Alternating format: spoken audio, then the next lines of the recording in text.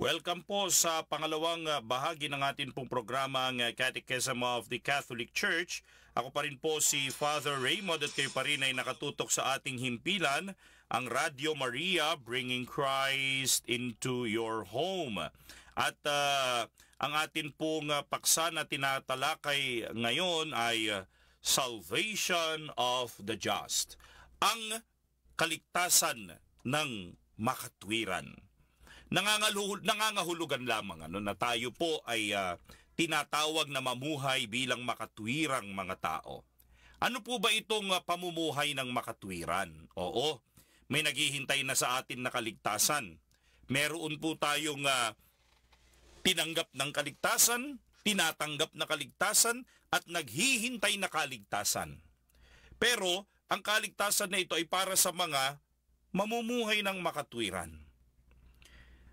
Tayo po, hindi po natin by merit of our own tinatanggap ang kaligtasan.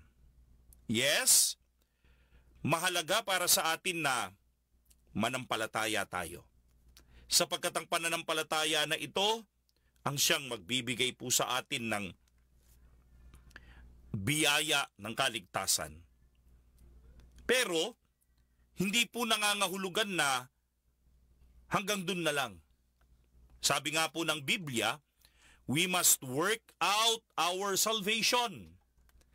Meaning to say, in our daily life, we must show that we are the people of God, ang iniligtas na bayan ng Diyos. At ito po ay sa pamamagitan ng atin pong mabubuting mga gawa.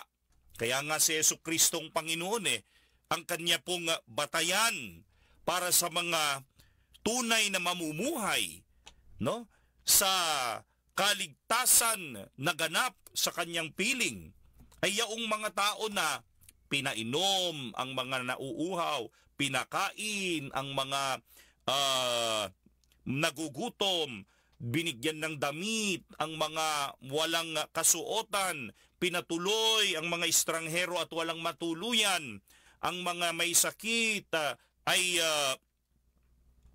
kanyang dinalaw, ang mga nasa bilangguan ay dinulutan niya ng pag-asa, etc., etc. At ano ang malinaw na sinabi ng Panginoon, no? Sa kanyang pagtuturo patungkol sa final judgment, ano man ang ginawa niyo sa mga maliliit kong mga kapatid na ito, ginawa niyo na rin sa akin. At ano man ang ipinagkait ninyo sa mga maliliit kong mga kapatid kung ito'y pinagkait na rin ninyo sa akin.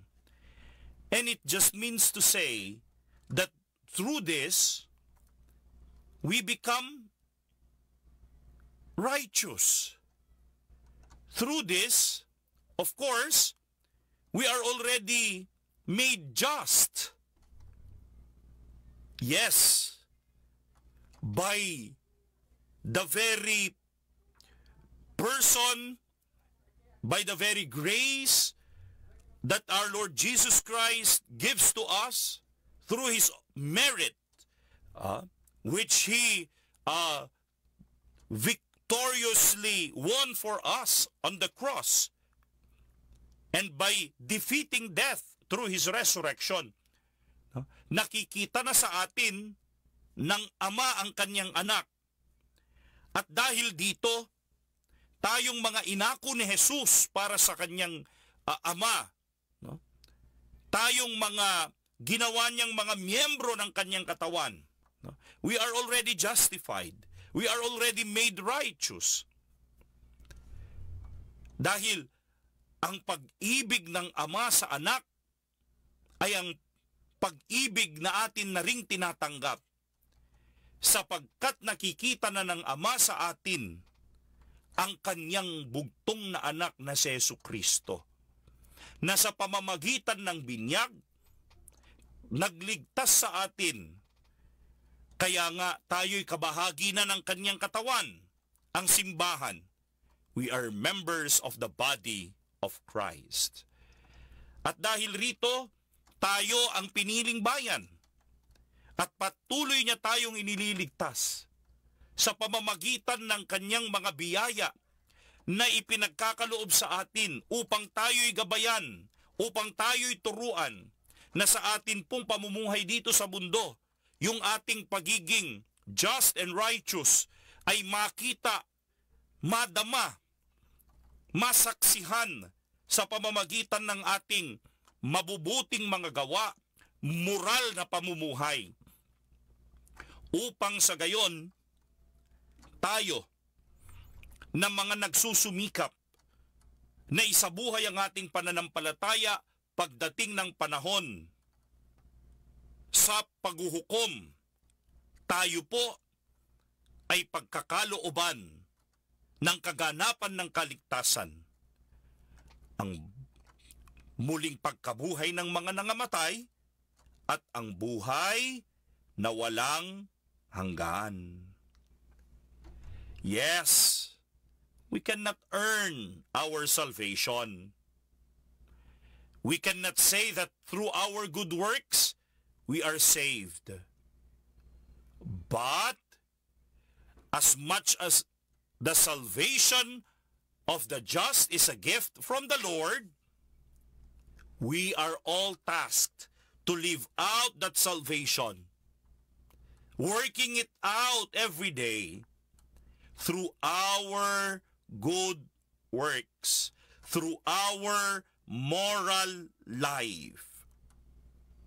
Nobody can ever save us but Jesus.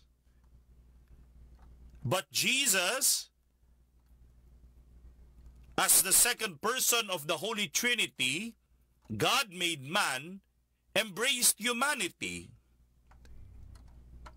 telling us that I will give you salvation, but I will not give salvation simply, without your participation. And so, the union of the divine and the human in Jesus tells us that I want you also to do something for your salvation. I want you also to participate in my work of salvation. Not simply by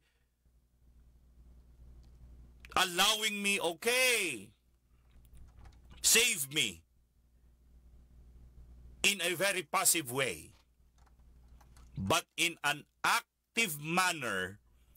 We must allow our Lord to save us by living out a life of justice, a life of righteousness. For in such a manner, we do not live apart from Christ, but rather we live in Christ. For every time that we do what is good, what is just, what is righteous, we mirror the Lord. We radiate the face of Jesus, and we make others, especially the world, experience our Savior. Kaya po, mga minamahal kong mga kalakbay, nagmumula sa Diyos ang kaligtasan at nagaganap ito sa pamamagitan din naman ng atin pong pagpayag. Ang pagpayag na ito ay hindi lamang sa pamamagitan ng pagsasabing I believe, but rather I live what I believe. Which means to say, nakikita po, nararanasan kung ano ang ating sinasampalatayanan. Hindi ng ating sarili lamang, kung hindi ng mga taong ating nakakasalamuha, kung hindi ng mga tao na ating nakakasama, kung hindi ng mga tao na atin pong nakadadaupang palad. Sapagkat sa pamamagitan po nito, God may be able to touch them para makita nila the joy of the gospel. Maranasan nila the hope in Jesus at mas maging makatotohanan sa kanila ang faith in God. The salvation of the just comes from the Lord. He is our refuge.